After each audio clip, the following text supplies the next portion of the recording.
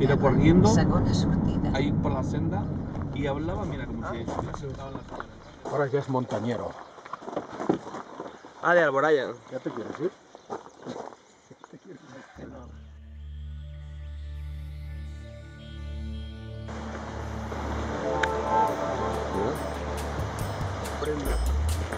Acaba de llegar.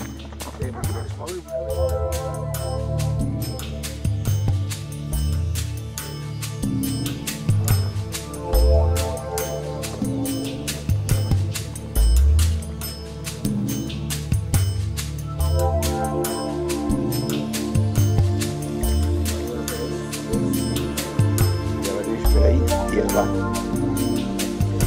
Y va y a la base.